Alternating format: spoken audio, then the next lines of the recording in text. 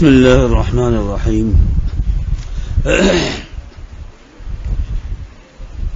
والشريك في المبيع قد يكون في بعض منها كما في منزل معين من الدار أو جدار معين منها، وهو مقدم على الجار في المنزل وكذا على الجار في بقية الدار في أصح الروايتين عن أبي يوسف، لأن اتصاله أقوى والبقعة واحدة. متن کے مسئلے کے بیان کر لینے کے بعد جزوی طور پر 4 مسئلوں کو یہاں علیحدہ علیحدہ بیان کیا گیا ہے جن کا تعلق متن کے ساتھ ہے.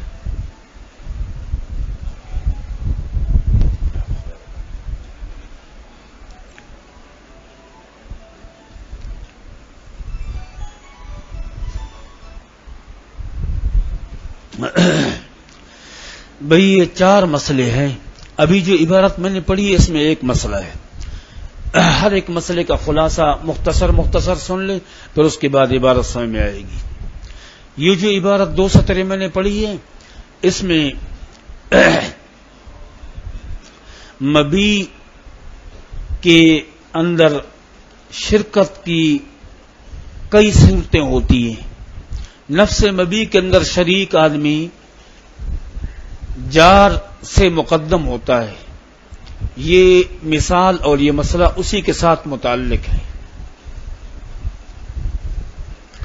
دار کا لفظ بھائی بہت بڑے گھر کے لیے، حویلی کے لیے استعمال ہوتا ہے. مثلا مدرسہ یہ پوری 4 دیواری ہے.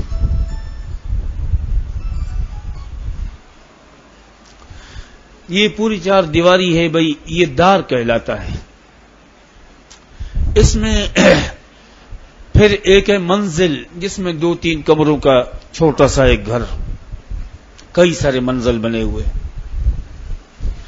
پھر ہر گھر کے اوپر لفظ بیت کا اطلاق ہوتا ہے، لفظ بیت کا. اب پوری حویلی میں کئی سارے منزلیں ہیں، ان میں ہر منزل میں کئی کمرے ہیں. ایک آدمی صرف کسی ایک دیوار کے اندر اگر شریک ہے یا کسی ایک کمرے کے اندر بھی شریک ہے، وہ جب گھر بکے گا پورا، یا ایک منزل بکے گی یا ایک کمرہ بکے گا، کوئی بھی صورت ہوگی، جار ملاصق ساتھ والا پڑوسی کوئی بھی صورت کسی بھی صورت میں ہو، شفعے کا حق اس آدمی کو زیادہ حاصل ہے جو چاہے ایک کمرے میں شریک ہے چاہے کمرے کے کسی ایک دیوار کے اندر شریک ہے. یہ باہر والے پڑوسی کو، چاہے وہ منزل کے ساتھ پڑوسی ہے یا پورے دار کا پڑوسی ہے یا کسی ایک دیوار کا پڑوسی اور جار ہے، کوئی بھی صورت ہے، تمام پڑوسی کی تمام صورتوں میں یہ جو شریک فی نفس المبی ہے، چاہے وہ کسی ایک دیوار کے اندر ہے یا ایک کمرے کے اندر ہے، جب بھی اس حویلی میں، اس دار میں، اس منزل میں کوئی بھی گھر بکے گا، پوری منزل بکے گی، پوری دار پورا کا پورا حویلی بکے گی، تو یہ آدمی شفعے کا زیادہ حق حاصل رکھتا ہے بنسبت جار کے، پڑوسی کے. کیوں؟ اس لیے کہ یہ جو پورا کا پوری حویلی، پوری منزل، پورا دار ایک ہی زمین، ایک ہی ٹکڑے، ایک ہی حصے اور ایک ہی چیز کے حکم میں ہے، اور وہ اس میں شریک ہے. دیوار کے اندر شریک ہے تو پورے گھر میں شریک، ایک بیت میں شریک ہے تو پوری منزل میں شریک، ایک بیت میں شریک ہے تو پوری حویلی میں پورا دار جتنا بھی آتا ہے اس کے اندر وہ شریک ہے. اور جو جار اور پڑوسی وہ تو شریک نہیں ہے، اس سے تو زیادہ مستحق ہے. اور دوسری بات یہ ہے کہ اتصال جو ہے نا اس کا زیادہ قوی ہے بنسبت پڑوسی کے. پڑوسی ملا ہوا نہیں ہے، یہاں تو ہر جز میں شریک ملا ہوا ہے. لہذا ہر طرح کا پڑوسی کسی بھی طرح کا ہو، کسی منزل کے ساتھ پڑوسی بنتا ہے، پورے دار کا پڑوسی بن رہا ہے، ہر اعتبار سے یہ ایک منزل میں، ایک بیت میں، ایک کمرے کے اندر جو شریک ہے، یہ نفس مبی کی شرکت کی کوئی بھی قسم پائی جائے، جار ملاصق سے شفع میں ہر حالت میں یہ زیادہ مستحق ہے اور شفع کے زیادہ لائق ہے، اور شفع اسی کو ملے گا، جار ملاصق کو نہیں ملے گا. دیکھیں والشریک فی المبیع قد یکون فی بعض منہا، مبیع کے اندر جو شریک ہوتا ہے کبھی کبھار وہ شے مبیع کے بعض حصے میں شریک ہوتا ہے، کما فی منزل معین من الدار، جیسے پورا دار بکا اور اس دار میں صرف ایک منزل میں وہ شریک ہے، یا او جدار معین منہا، یا یہ دار کے یا منزل کے کسی بھی ایک دیوار میں شریک ہے، وہو مقدم علی الجار فی المنزل، تو وہ اس پڑوسی سے جو کسی منزل کا پڑوسی ہے یا کسی جسے کہتے ہیں کہ وَقَضَا عَلَى الْجَارِ فِي بَقِيَّةِ الدَّارِ، یا بقیہ دار کا جو نا پڑوسی ہے کسی طرح کا بھی پڑوسی ہے، تمام صورتوں میں ہر طرح کے پڑوسی سے یہ شریک مقدم ہوگا حق شفا میں. کیوں؟ علت لأن اتصالہ اقوا، اس لیے کہ اس شریک کا اتصال شیء مبیع کے ساتھ زیادہ قوی ہے بنسبت پڑوسی کے، پہلی علت. دوسری والبقعۃ واحدہ، دوسرا ایک دار، منزل، بیت، یہ سب ملا کر شے واحد ہے، زمین کا ایک حصہ ہے، اور اس میں یہ اگر دیوار کے اندر شریک ہے تو پورے منزل کے شریک ہے، اگر ایک بیت کا مالک ہے تو گویا کہ پوری منزل اور پوری دار کے اعتبار سے مالک ہے، لہذا باہر والے پڑوسی سے ہر حالت میں اس کا حق مقدم ہے، شفع کے اندر شفع کا حق اسی کو ہوگا. دوست کچھ بات سمجھ میں آ رہی ہے ہماری؟ آپ کو ہماری زبان سمجھتا ہے؟ میں عرض کر رہا ہوں کہ یہ فقہ کی کتاب ہے، حدیث میں اور اس میں فرق ہوتا ہے تھوڑا بہت، جو ہے نا فنی کتاب ہے، فنی کتاب میں تھوڑا عبارت کا خلاصہ پہلے جو ہے اجمالی طور پر سن لیا جائے پھر تو عبارت سمجھ میں آتی ہے. یہ ہو گیا ایک مسئلہ دوست. ثم لا بد ان يكون الطريق او الشرب خاصا، یہ دوسرا مسئلہ ہے بھائی، ہے اسی متن کے ساتھ متعلق لیکن دور کا تعلق ہے، جزیات ہے، چھوٹے چھوٹے مسئلے، باب تو بیان کر دیا. دوسری قسم تھی شریک فی حقوق المبیع کے، وہ شفیع جو شریک ہے حقوق مبیع میں، طریق میں، راستے میں یا پانی کے حصے میں. اب اس کی شرائط بیان کر رہے ہیں کہ بھائی دوسرے قسم کا شفیع اس کو شفع کا حق تب حاصل ہوگا جب خاص قسم کے راستے میں اور خاص قسم کے پانی کے حصے میں شریک ہو، تب اس کو شفع کا حق ملے گا، تب وہ شرط پائی جائے گی اس کو شفع ملنے کی. اور وہ آسان ہے. کیا؟ وہ یہ ہے کہ بھئی جس راستے میں شریک ہیں وہ راستہ جو ہے نا شارع عام نہ ہو، عام روڈ نہ ہو، گلی ہو جس کے منافع محدود ہیں، صرف گلی والوں کے اور اس گلی میں جن لوگوں کے گھر ہیں انہی کے استعمال میں وہ راستہ آتا ہے، انہوں کے لیے مرور کا حق، گزرنے کا گزرگاہ انہی کے لیے. اگر شارع عام ہے، روڈ ہے، عام گلی ہے جہاں گاڑیاں بھی سب گزرتی ہیں اس طرح، وہاں جو ہے نا جسے کہتے ہیں کہ اس طرح کے شفع کا حق وہ جسے کہتے ہیں کہ شریک فی الطریق والے کو حاصل نہیں ہوگا، وہ تو سب کے لیے حق ہے بھائی. لہذا گلی ایسی ہو جا کر محدود بند ہو جاتی ہے، آگے عام شارع عام نہیں ہے. اگر شارع عام ہے تو وہاں کسی کو کسی دوسرے کے اوپر جو ہے نا وہ جسے کہتے ہیں کہ شفع کا حق حقوق مبیع میں سے ہو کر اس کو ملے، یہ کسی کے لیے مقصود، وہ تو عام ہے بھائی، عام کے اندر کوئی مسئلہ نہیں ہے. یہی صورتحال نہر کی بھی ہے، پانی جس سے دیا جاتا ہے وہ بھی مخصوص ہو، عام نہر نہ ہو. اب عام نہر اور خاص نہر کون سی ہے؟ یہاں صاحبین کا بلکہ امام محمد رحمہ اللہ کا تھوڑا بہت جو ہے نا یہ ہے کہ وہ اختلاف ہے. بعض کہتے ہیں عام نہر وہ ہے جس کے اندر کشتیاں جو ہے نا وہ نہ چلتی ہو، اتنا چھوٹی نہر، تو اس کی وجہ سے جن جن زمینوں کو پانی سیراب کیا جاتا ہے تو ان کے ایک دوسرے کے لیے شفع کا حق ان کو ملے گا. اور اگر نہر اتنا بڑی ہے جس میں کشتی چل سکتی ہے تو پھر اس صورت میں وہاں بھی جب بھی کوئی زمین بکے گی ایک دوسرے کو حق شفع حاصل نہیں ہوگا.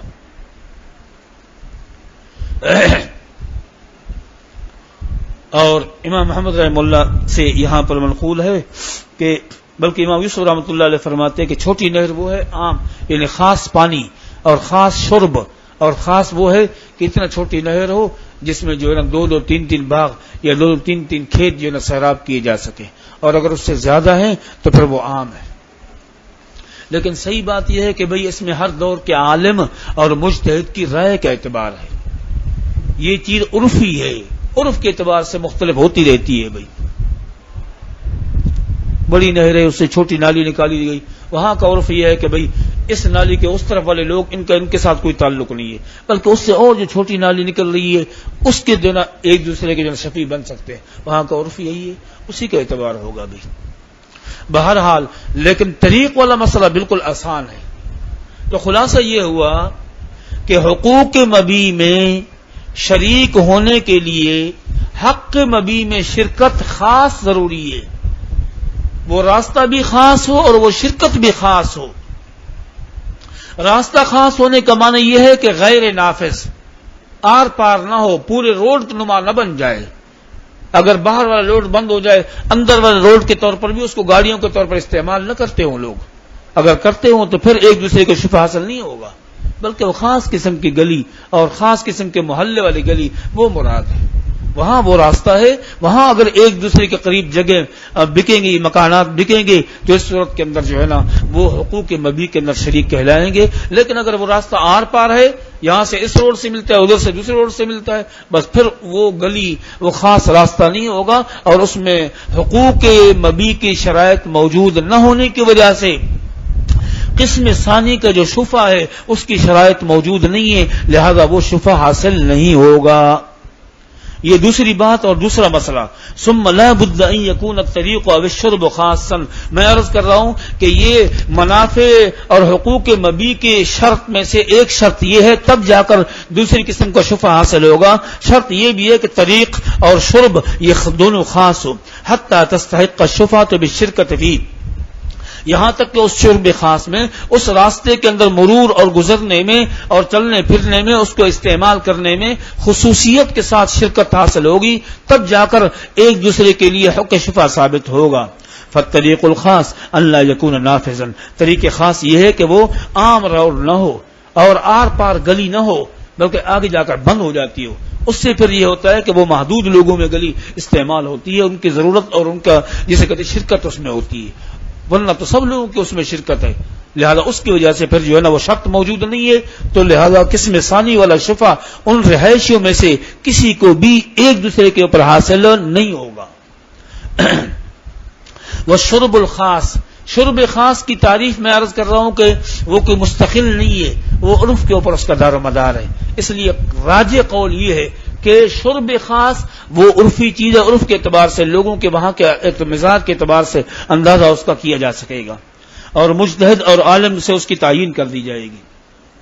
والشرب الخاص ان يكون نهرا لا تجري فيه السفن، کہ وہ نہر اتنا بڑی نہ ہو کہ اس میں کشتیاں چل سکیں، وما تجری فی، اور جس میں کشتیاں چل سکتی ہوں اتنا بڑی نہر ہے، ضروری نہیں کہ بالفعل چلے، بالقوہ مراد ہے بھائی، فهو عام، تو وہ نہر عام ہے، اور جب نہر عام ہوگی، راستہ عام ہوگا، تو اس میں شرکت بھی عمومی ہوگی، ہر ایک کی شرکت ہے، پھر یہ منافع یا حقوق مخصوص نہیں ہوں گے، جب مخصوص نہیں ہوگا تو شفع بھی ثابت نہیں ہوگا، وہ سب کے لیے ہے۔ وهذا عند ابي حنيفه ومحمد وعن ابي يوسف ان الخاص ان يكون نهر يسقى منه قراحان او ثلاثه، دو کھیت یا دو باغ جس میں سیراب کیے جائیں۔ قراحن اصل میں ایسے مکان جو کہا جاتا ہے غیر آباد، ایک چٹیل میدان، ایک چٹیل خاص ایسے علاقہ پڑا ہوا ہے، مراد یہاں پر وہ خاص کھیت اور خاص باغ ہیں جن کو آباد کر کے جو نہ کر دیا جائے، اور بہت بڑا علاقہ، بہت بڑا حصہ نہ ہو۔ وما زاد على ذلك فهو عام، فإن كانت سكة غير نافذة ينشعب منها سكة غير نافذة وهي مستطيلة۔ یہ تیسرا مسئلہ ہے بھائی، اس کا بھی مسئلہ جسے کہتے خلاصہ سننے تو عبارت سمجھ میں آ جائے گی، وہ یہ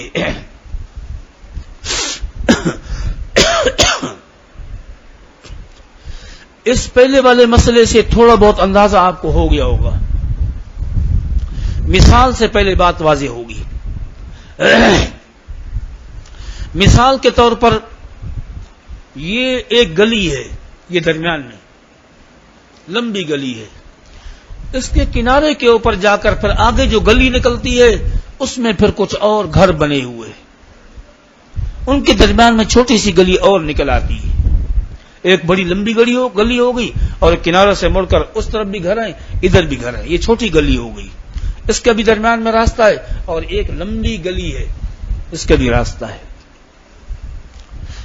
یہ گلی یہاں بند ہے، یہ گلی یہاں بند ہے، اور وہ جا کر وہاں روڈ سے جا کر ملتی ہے۔ اب ہم نے دیکھنا یہ ہے کہ یہ جو راستہ ہے نا، یہ راستہ جو چھوٹی گلی نکلی ہے بڑی والی گلی سے، یہ چھوٹے راستے کے اندر جو اطراف میں گھر ہیں اس طرف یا اس طرف، یہ گھر صرف اور صرف، یہ راستہ صرف اور صرف ان گھر والوں کے استعمال کا ہے، بس اس میں وہ لمبی گلی والے یہاں آ جا نہیں سکتے، اور ان کی ادھر ضرورت نہیں ہے۔ ہاں کبھی کبھار کوئی چیز گم ہو جائے، کوئی خوشی غمی ہے، تب اس راستے کو یہ استعمال کریں گے، ورنہ ان کے لیے تو لمبا راستہ روڈ کے ساتھ جا کر ملتا ہے، لمبی والی گلی ہے وہ ہے، یہ نہیں ہے، ٹھیک۔ لیکن اس گلی والوں کا راستہ چونکہ یہ بڑی گلی پڑتی ہے، ان کی آمد و رفت بھی اسی سے ہوگی، تو حق مرور، گزرنے کا حق اس چھوٹی گلی والوں کو اپنی گلی کے اندر بھی حاصل ہے، اور باہر نکلنے کے لیے بڑی گلی کو بھی استعمال کرتے ہیں، ٹھیک۔ ان کو دو حق حاصل ہو گئے، اپنی چھوٹی تنگ گلی کے اندر بھی اور بڑی والی گلی کو بھی، اس کو بھی استعمال کرتے ہیں اور اس کو بھی استعمال کرتے ہیں۔ لہذا حقوق مبی کی وجہ سے اگر اس چھوٹی گلی میں کوئی گھر فروخت ہوتا ہے تب بھی، اگر بڑی لمبی گلی میں کوئی گھر فروخت ہوتا ہے تب بھی، دونوں صورتوں میں اس چھوٹی گلی والے کو بھی بڑی گلی والوں کے ساتھ حق شفع حاصل ہوگا، کیونکہ جیسا بڑی گلی والوں کو گزرنے کا وہی راستہ ہے تو یہ چھوٹی گلی والے بھی اپنی ضرورت کے لیے اسی بڑی گلی کو بھی استعمال کرتے ہیں۔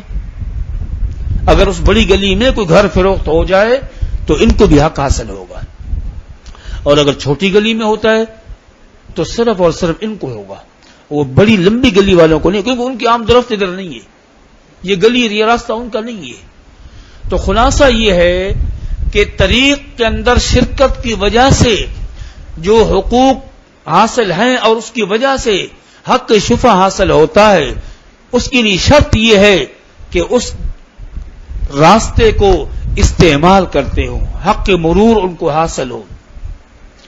تو ظاہر بات ہے کہ جہاں یہ علت موجود ہوگی تو شفع حاصل ہوگا، ورنہ نہیں ہوگا۔ اگر چھوٹی گلی میں کوئی گھر فروخت ہوتا ہے تو لمبی گلی والے جو لوگ ہیں اور گھر ہیں اور ان کے مالک ہیں، ان کو شفع کا حق حاصل نہیں ہے، چونکہ یہاں ان کا یہ راستہ محدود ہے، ان لوگوں کو ان سے کوئی تعلق ہے۔ لیکن ان لوگوں کو چھوٹی گلی والوں کا راستہ تو بہت بڑی گلی ہے، وہاں سے نکل کر روڈ کی طرف جائیں گے، وہاں اگر کوئی گھر فروخت ہوتا ہے جس طرح وہاں کے رہائشیوں کو شفع کا حق حاصل ہوتا ہے، اس طرح ان کو بھی حاصل ہوگا۔ لکان سپوش ہوئے کہ نا ایسے سر ہلا رہے ہو، مجھے خوش کرنے کے لیے نہ سر ہلاؤ۔ ٹھیک ہے، اب ترجمہ دیکھیں ابھی۔ فرمایا کہ فَإِنْ كَانَتْ سُكَّةٌ غَيْرُ نَافِذَةٍ، اگر ایک گلی ایسی ہو کہ جو شارع عام نہیں ہے، بڑا روڈ نہیں ہے گلی محدود گلی ہے، يَنْشَعِبُ مِنْهَا سُكَّةٌ غَيْرُ نَافِذَةٍ، اس سے پھر ایک اور گلی آگے کو نکلتی ہے، اس میں بھی اطراف کے اندر گھر ہیں، وہ گلی بھی جا کر آگے بند ہو جاتی ہے، نافذ آر پار نہیں ہے، عام روڈ نہیں ہے بلکہ محدود ہے۔ بڑی گلی سے چھوٹی گلی نکلی، بڑے راستے سے چھوٹا راستہ نکلا، اور بڑی گلی کے اطراف کے اندر بھی گھر ہیں، چھوٹی گلی کے اندر اطراف کے اندر جانبین کے اندر گھر ہیں۔ وہی مستطیلۃ، یہ پہلا والا یا بعد والا کسی کو بھی کہہ دیں، ایک لمبا ہے، میں نے پہلے والے کو لمبے کے ساتھ مثال دی، مثال ایک جیسی ہے۔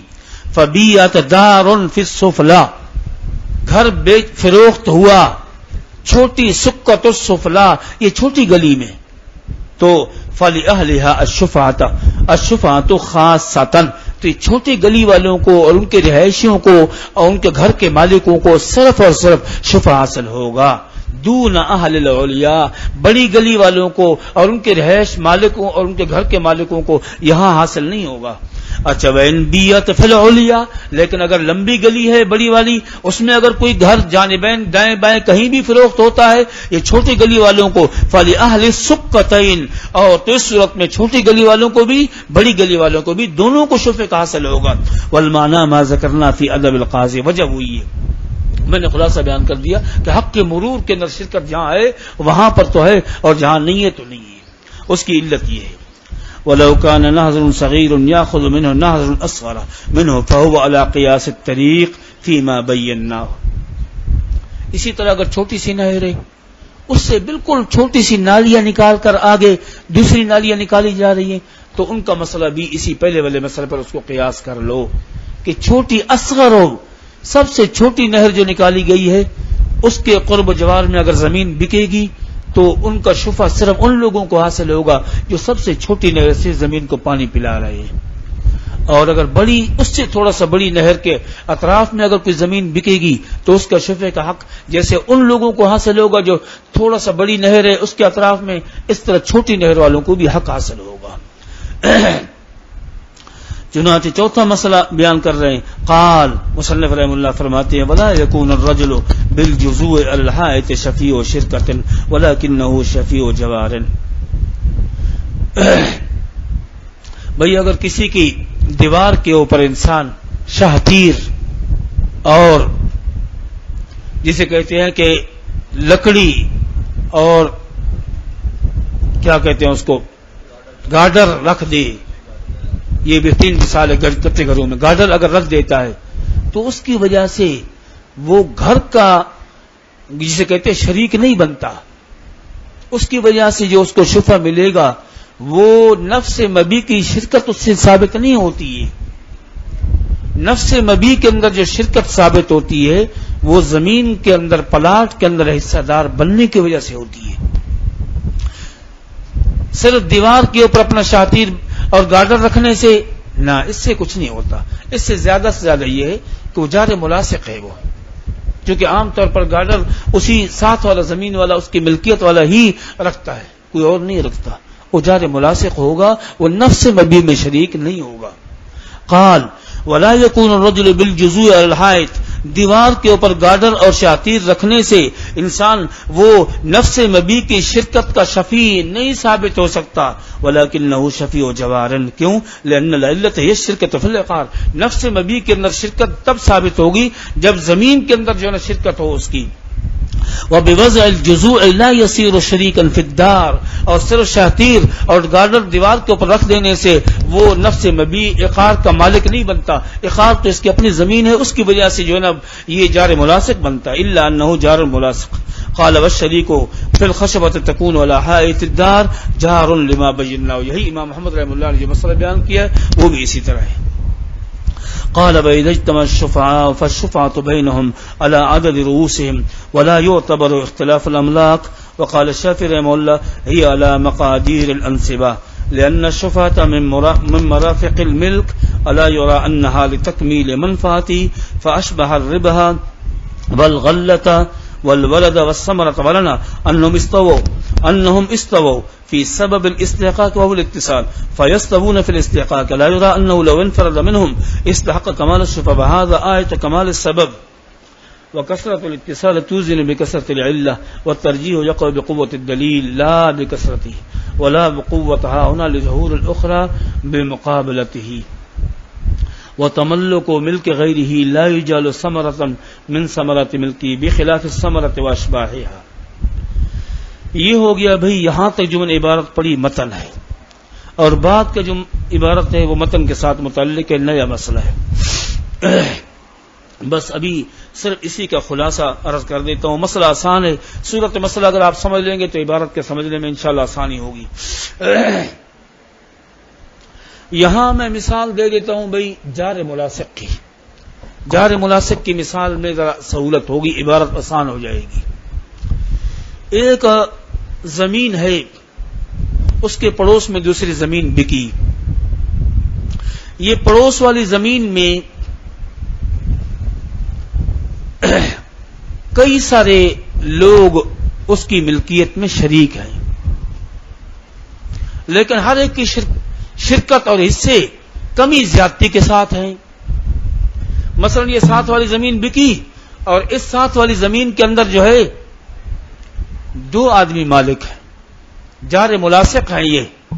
اب یہ زمین بکی، قسم اول شفیع ہے ہی نہیں، یہ دستبردار ہو گیا. قسم ثانی کے شفیع ہے ہی نہیں، یہ دستبردار ہو گیا. اب جار ملاصق کو حصہ ملا، شفع ان کے حق میں ہو چکا، حق کے شفع مل گیا، قضاء قاضی ہو چکی. لیکن اب آگے جب مسئلہ آیا تو یہ ہوا کہ یہ جو جار ملاصق کی زمین تھی نا، اس میں ایک آدمی کے دو حصے تھے، ایک آدمی کا ایک حصہ تھا. اصلاً یہ زمین تھی، ہیں تو آدمی دو، لیکن قیمت ان کی ملکیتوں میں تفاوت ہے اور فرق ہے. ایک دو حصے کا مالک ہے اور ایک حصے کا مالک ہے. حضرات حنفیہ یہ کہتے ہیں کہ جو زمین شفع کے اعتبار سے ملی جار ملاصق کو، اس میں عدد رؤوس کا اعتبار ہوگا، یعنی خود مالکوں کی ذات کا اعتبار ہوگا. اب مالک دو ہیں، لہذا ساتھ والی جو زمین ان کو بطور شفع کی ملی، اس کے اندر یہ آدھے آدھے مالک ہوں گے، آدھے آدھے. امام شافعی رحمۃ اللہ فرماتے کہ نہیں، جس زمین کی وجہ سے ان کو شفع ملا ہے، اس زمین کے اندر ان کی ملکیتیں مختلف ہیں. ایک کا جو ہے وہ دو حصے ہیں اور ایک کا ایک حصہ ہے، ایک کا تہائی ہے اور ایک کے دو حصے ہیں. امام شافعی رحمۃ اللہ فرماتے ہیں جو گھر اب ان کو بطور شفع کے ملا ہے، اس میں بھی ان کی ملکیت اپنی اس زمین کی ملکیت کے تناسب سے حصہ ملے گا.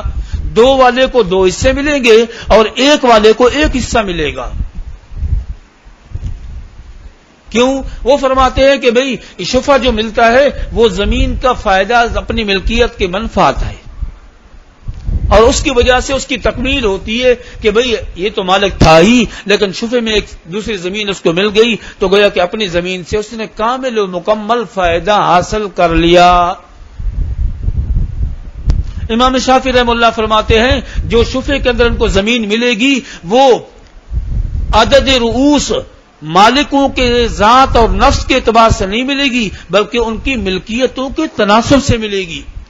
لہذا جو زمین ملی ہے اس میں بھی جیسا اپنی ذاتی زمین میں ان کی ملکیت متفاوت اور فرق کے ساتھ ہیں، اس طرح جو زمین شفع میں ان کو ملی ہے وہاں بھی ایسا ہوگا. دو حصے والوں کے اس زمین میں دو حصے ہوں گے اور جس کا ایک حصہ ہے اس کو ایک حصہ ملے گا. حضرات حنفیہ کہتے ہیں کہ نہیں بھائی، یہاں ملکیت کا اعتبار نہیں ہے، مالک کا اعتبار ہے. مالک نفوس دو ہیں، لہذا یہ جو شفع میں ان کو زمین ملی ہے وہ آدھوں آدھ نصفہ نصف تقسیم ہو کر یہ مالک ہوں گے. امام شافعی رحمۃ اللہ فرماتے ہیں کہ بھائی اس کی مثال ایسی ہے جیسا کہ انہوں نے مثال دی ہے، کیا؟ نفع، ربح، غلہ، ولد، ثمرہ، چار مثالیں گویا کہ نقیس علیہ چار چیزیں قرار دی. ایک چیز کیا؟ وہ فرماتے اس کی مثال نفع کی ہے. کیا؟ اگر دو آدمی بھئی تجارت کے اندر شریک ہیں، ایک کا جو ہے نا 2 لاکھ اور ایک کا 1 لاکھ ہے، جب نفع اس کا ملے گا سال کے بعد 5 میں جو ان میں طے ہو چکا ہے، جب نفع کو تقسیم کریں گے تو اپنے املاک کے تناسب سے نفع کو تقسیم کریں گے. یہ ہے غلہ، آمدنی، نفع. 2 لاکھ والے کو 2 حصے نفع کے ملیں گے، 1 لاکھ والے کو 1 حصہ ملے گا. یا اسی طرح اگر انہوں نے زمین خریدی ہے اور زمین کی کھیتی اور آمدنی غلہ اس کے اندر ہوا، پیداوار ہوئی، تو ملکیت کے اعتبار سے ہوگی. اگر زمین کی ملکیت ایک آدمی کے 2 حصے ہیں اور ایک آدمی کا 1 حصہ ہے، جو پیداوار اس کے اندر آئے گی وہ بھی اسی ملکیت کے تناسب سے گویا کہ نفع ان کو ملے گا. ولد، اولاد، ایک آدمی ہے، 2 آدمی شریک ہو کر مثال کے طور پر جو ہے بھینس خرید لیتے ہیں اور ان میں ایک آدمی کے 2 حصے ہیں اور ایک آدمی کا 1 حصہ ہے. ایک نے جو ہے جسے کہتے ہیں 1 لاکھ روپے لگایا اور ایک نے 50,000 لگائے، 1.5 لاکھ میں بھینس ملی. اب اس کے بعد جو اولاد پیدا ہوگی، جو نفع ہوگا اس بھینس کا، جب وہ تقسیم کریں گے تو وہ بھی اصلاً ہی ہوں گے. 2 اس کو ملیں گے جس نے 1 لاکھ روپے 2 تہائی کا مالک ہے، اور ایک جسے کا حصہ اس کو ملے گا جو 1 تہائی کا مالک ہے. والثمرہ، پھل کے اندر بھی یہی ہے. باغ کسی نے خریدا، اس کے اندر 3 تہائی ہے، 2 آدمی مالک ہیں، ایک کے 2 تہائی ہے اور ایک کا 1 تہائی ہے، تو جب وہ پھل آئے گا تو وہ بھی اصلاً ہی تقسیم ہوگا. حضرات حنفیہ کہتے ہیں کہ بھائی شفع کی علت کو تو آپ دیکھیں خدا کے بندے، یہاں شفع کی علت جو ہے وہ جسے کہتے ہیں کہ اس میں قلت اور کثرت نہیں ہے. شفے کی علت ہے اتصال. وہ اتصال ہر ایک کو حاصل ہے. 2 حصے کا مالک ہے تب بھی وہ متصل ہے, 1 حصے کا مالک ہے تب بھی وہ جار ملاصق ہے. کثرت اور قلت کا فرق نہیں ہے. یہی وجہ ہے کہ اگر شفیع ایک ہی ہو تو وہ پورے کے پورے زمین کا خود مالک بن جاتا ہے, شفیع کا اس کو ملتا ہے. معلوم یہ ہوا کہ قلت اور کثرت کے اوپر دار و مدار نہیں ہے. اگر قلت اور کثرت کے اوپر دار و مدار ہوتا تو ایک آدمی اگر کثیر جسے کہتے ہیں کہ وہ ملکیت کا مالک ہے, دوسرا قلیل کا مالک ہے, تو ہونا یہ چاہیے تھا کہ کثیر والا سارا کا سارا شفا خود حاصل کر لیتا اور قلیل والے کو کچھ نہ ملتا. حالانکہ ایسا نہیں ہے. یہاں جو ترجیح آتی ہے ایک شفیع کے حصے کو یا اس کے حق کے دوسرے کو, یہ جو ہے نا جسے کہتے ہیں کہ کثرت اور قلت کی بنیاد پر نہیں آتی, یہ آتی ہے ضعف اور قوت کی بنیاد پر. اور سبب اتصال میں 2 حصے والا بھی برابر ہے اور 1 حصے والا بھی برابر ہے. اس کی ملکیت بھی اس دار مشفوعہ کے اندر متصل ہے جو دار بکا گیا ہے, اور جو 1 حصے والا ہے اس کی ملکیت بھی اس کے ساتھ متصل ہے. یہ تو ایسا ہو گیا جیسے کہ ایک چیز کے اوپر 2 مدعی ہیں, ایک کے پاس 2 گواہ ہیں, اس کے پاس 10 گواہ ہیں, تو کیا 10 گواہ کے حق میں فیصلہ کیا جائے گا؟ نہ. یہاں کثرت اور قلت کو نہیں دیکھا جاتا. بھائی تعداد پوری ہے تو دیگر اوصاف کو دیکھا جاتا ہے, ضعف اور قلت کو, ضعف اور قوت کو دیکھا جاتا ہے. مثال کے طور پر قاضی یہ دیکھے گا یہ 10 کے 10 ایسے ہیں ان میں تقوی طہارت نہیں ہے, اور 2 ایسے ہیں متقی پرہیزگار آدمی ہیں. چاہے ادھر سے بھی تعداد پوری, یہاں تو بہت زیادہ ہے, قاضی اپنے اس کو دیکھ کر 2 والوں کو فیصلہ کر دے گا, بھائی یہ متقی پرہیزگار ان کی گواہی پر فیصلہ کرتا ہوں. ہاں اگر ایک طرف 1 گواہ ہے دوسری طرف 2 گواہ ہیں تو ظاہر ہے کہ پھر یہاں تو 2 والے کے حق میں فیصلہ کیا جائے. کیوں؟ اس لیے کہ دوسری جانب جہاں 1 گواہ ہے وہ کل معدوم ہے جو نصاب پورا ہی نہیں ہے. وہاں قلت کثرت کی بات نہیں ہے دوست, وہاں ضعف اور قوت کی بات ہے کہ وہاں قوت اتنا ہے کہ جانب آخر میں اتنا ضعف ہے گویا کہ کل عدم کے درجے میں نہ ہونے کے برابر ہے, اس لیے وہاں 2 والوں کو ترجیح دی جاتی ہے.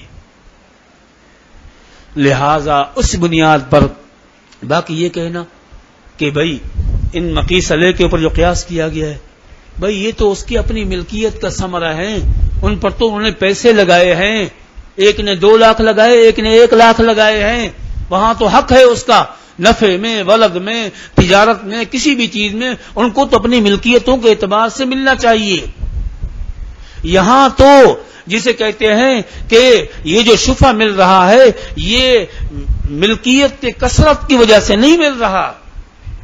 مثال کے طور پر باپ کو اللہ تعالیٰ نے اختیار دیا ہے کہ وہ بیٹے کے مال میں اگر ضرورت مند ہے تصرف کر سکتا ہے. انت ومالک لابیک, اگر اس کا غلام ہے, اس کی باندھی ہے, اس کو ضرورت میں استعمال کر سکتا ہے.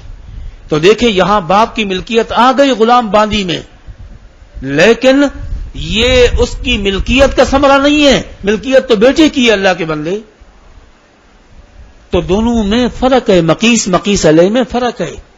یہ 4 مثالیں جو دی گئی ہیں اس کے اپنے پیسے اپنی ملکیت کا اس میں ثمرہ بن سکتا ہے, اور یہاں شفع جو مل رہا ہے یہ اس کے ملکیت کا ثمرہ نہیں ہے بلکہ اس کے اتصال کا ثمرہ ہے, اور وہ سبب دونوں میں برابر کا گویا کہ وہ ہے. لہذا سبب استحقاق میں جب برابر ہیں تو اس چیز کے لینے کے اندر بھی دونوں کو دونوں مساوی اور برابر ہوں گے. اب ترجمہ دیکھ لیں بھی. قال وَإِذَا اجْتَمَعَ الشُّفَعَاءُ, اور جب شفعاء جو شفیع بہت سارے ہو جائیں. میں نے مثال جار ملاصق کی دی ہے آپ کو تاکہ مسئلہ آسانی کے ساتھ سمجھ میں آ جائے. قسم ثانی بھی متعدد ہو سکتے ہیں, قسم اول کے اندر بھی متعدد ہو سکتے ہیں. میں نے تو سمجھانے کے لیے تیسری کی مثال آپ کو دے دی ہے. مطلقاً مسئلہ ایک جیسا ہے. جب شفیع بہت زیادہ ہو جائیں تو شفع ان کے درمیان میں ان کے ذات کے عدد کے اعتبار سے ہوگا. نہ کہ ان کے جسے کہتے ہیں کہ ولا یعتبر اختلاف الاملاک، اور ان کی ملکیتوں کی کمی، تفاوت، زیادتی کمی کا اعتبار نہیں ہوگا. وقال شافعی رحمہ اللہ تعالی ہی علی مقادیر الانصبہ، امام شافعی رحمہ اللہ فرماتے ہیں کہ وہ ان کے حصوں کے برابر ان کو حق شفع ملے گا. ان کی دلیل لأن الشفعة من مرافق الملک، وہ فرماتے ہیں کہ شفع جو حاصل ہوتا ہے وہ ملکیت کے فوائد اور اس کی تکمیل کے لیے الا یرا انہا لتکمیل منفعتی، یہ دیکھا نہیں جاتا کیا کہ شفع جب حاصل ہو جاتا ہے گویا کہ شفیع نے اپنی ملکیت کا فائدہ کامل و مکمل طور پر حاصل کر لیا اور اس کو فائدہ تام حاصل ہو گیا. فاشبہ الربا، تو یہ ایسا ہو گیا جیسا کہ اناج ہے یا کوئی اور چیز، تجارت ہے، کوئی بھی چیز ہو جس میں اس میں نفع ہوا ہو، اس نفع کے اندر جو ہے اعتبار اصل سرمایہ کا ہے. والغلۃ، اور آمدنی یا اناج کے معنی میں لے لیں، اس کے اندر بھی اصل زمین یا اصل بیج اس کے تفاوت سے ہوگا. والولد، اور اولاد بھی جب اس کے ماں کے اندر ملکیت تفاوت ہے تو اولاد کے اندر ملکیت میں تفاوت ان کی ملکیتوں کے اعتبار سے آئے گا. اور پھلوں کے اندر بھی ثمرات، پھل چاہے وہ حیوان کا پھل ہو چاہے وہ غیر ذی روح عام جسے کہتے ہیں کہ وہ ان کے اوپر ہو. ولنا، ہماری دلیل یہ انہم استووا فی سبب الاستحقاق، کہ بھئی ہم یہ کہتے ہیں تمام شفاعہ شفیع لوگ یہ جو سبب استحقاق کے اندر برابر ہیں، وہو الاتصال، فیستوون فی الاستحقاق، لہذا مستحق ہونے میں، شفع کے اندر ملکیت کے مستحق ہونے میں برابر کے شریک ہوں گے. الا یرا، اس کو نہیں دیکھا جاتا لو انفرد منہم استحق کمال الشفاع، اگر شفاعہ میں صرف ایک ہی شفیع ہو دوسرے ہو ہی نہیں تو پوری کی پوری زمین کو شفع اس کا لے لے گا. وہذا آیت کمال السبب، اس سے معلوم یہ ہوتا ہے کہ بھئی ہر ایک شفیع بذات خود گویا کہ شفع کرنے کا کامل طور پر، مکمل طور پر سبب کا مالک ہے. وکثرت الاتصال توزن بکثرت العلہ، اتصال کی کثرت یہ تو خبر دے رہی علت کی کثرت کی. والترجیح یقع بقوت الدلیل لا بکثرتی، اور ترجیح جب دی جاتی ہے دلیل کے قوت اور ضعف کی بنیاد پر دی جاتی ہے، دلیل کے کثیر اور قلیل ہونے کی بنیاد پر نہیں دی جاتی. ولا قوت ہا ہونا، یہاں جو ہے نا جسے کہتے ہیں کہ قوت کسی ایک کو حاصل نہیں ہے، کیوں؟ سبب اتصال میں دونوں برابر کے شریک ہے. یہی وجہ ہے کہ اگر ایک آدمی شفیع ہو تو پورا کا پورا لے لیتا ہے، شفع اسی کو حاصل ہوتا ہے. ولا قوت ہا ہونا، کیوں؟ لظہور الاخرى بمقابلتی، کیونکہ یہاں دوسرا شفیع اس کے سامنے موجود ہے، اس کے بھی حق حاصل ہے. وتملک ملک غیری لا یجر ثمرۃ من ثمرات ملکی، اور دوسرے کی ملکیت پر مالک بن جانا یہ اس کی ملکیت کے ثمرات کے اندر شمار نہیں کیا جاتا. باپ ہے اپنے بیٹے کی غلام باندی وغیرہ یا اس کی دیگر ملکیتوں کے اوپر اس کی ملکیت حاصل ہو جاتی ہے، لیکن یہ نہیں کہا جائے گا کہ یہ باپ کے ملکیت کا ثمرہ ہے، نانا یہ تو بیٹے کی ملکیت کا ثمرہ ہے. بخلاف ثمرۃ واشباہیہ، بخلاف پھلوں کے. اور چار مثالیں جو مقیس علیہ امام شافعی رحمہ اللہ نے بیان کی ہیں، بھئی وہ تو اس کی اپنی ملکیت کا ثمرہ ہے، اس کو ہم بھی مانتے ہیں، اس میں کوئی اختلاف ہی نہیں ہے. مقیس علیہ تو اختلافی آپ کو بیان کرنے چاہیے، جو ہمارے اور آپ کے درمیان اختلافی ہو. یہ مقیس علیہ تو متفق علیہ، ہم بھی اس کو مانتے ہیں اور اس میں یہ علت نہیں ہے، وہ علت اور ہے، یہاں علت کچھ اور ہے.